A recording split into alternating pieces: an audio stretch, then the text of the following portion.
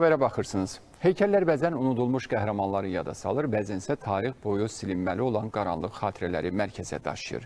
İrəvanın tam mərkəzində gün işığında parlayan, Ermənistanın tarixini isə kölgə salan bir bürünc heykəl var.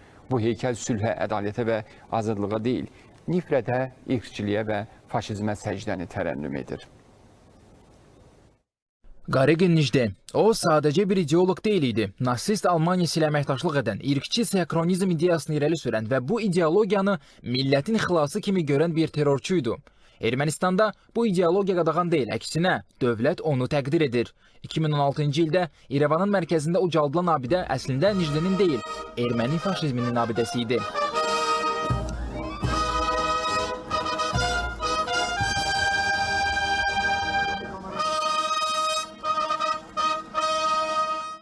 Adı küçələrə, məktəblərə, institutlara verilən Nijdenin abidələrinə Gümrük, Qafan kimi iri və xırda 17 yaşayış məntəqəsində rast gəlmək mümkündür.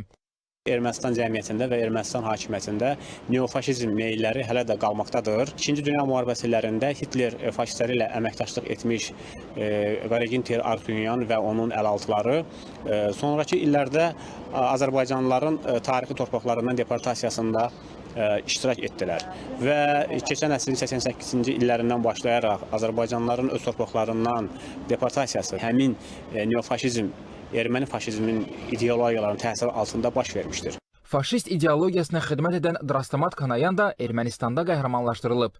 Daha çox Dro kimi tanınan bu şəxs 2-ci Dünya müharibəsində nasistlərlə birləşərək Qafqazda Sovet ordusuna qarşı döyüşlərdə iştirak edib. Onun bu fəaliyyəti nasist hərbi komandanlığı tərəfindən təqdir edilib.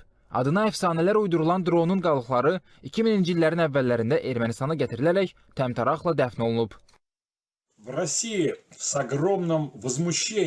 Rusiya Ermənistanda nasistlərin qəhrəmanlaşdırılmasından ciddi şəkildə narazıdır.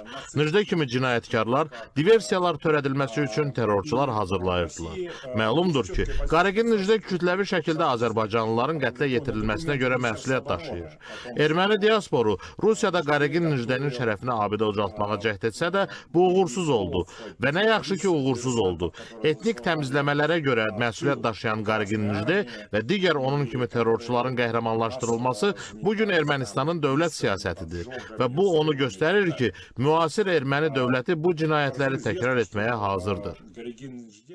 Qaniçan ermənilər barədə danışarkən Androniq Ozanyanı yaddan çıxarmaq olmaz. 1865-ci ildə Türkiyənin Sivas vilayətində anadan olan və daha çox Tayqulaq Andronik kimi tanınan bu cəllad həm o zamanki Osmanlı ərazisində, həm də Qafqazda minlərlə dinc insanın həyatına son qoyan qəddar general kimi ad çıxarıb. Bugün isə Ermənistanın milli qəhrəmanıdır. Hər il onun anım günü dövlət səviyyəsində qeyd olunur. Sadaladığımız bu fiqurların bir ortaq cəhəti var. Onların hər biri zorakılığı, irqçiliyi və digər xalqlara qarşı dərin nifrəti milli kimlik kimi təqdim ediblər. Ermənistanda bu cür faşizm meyillərinin artması təkcə Azərbaycanla Ermənistan arasında sülhə zərər vurmur. Eyni zamanda Cənubi Qafqazda sülhün, sabitliyin və əmin-amanlığın baş tutmasına mane olan əsas amillərdən biridir.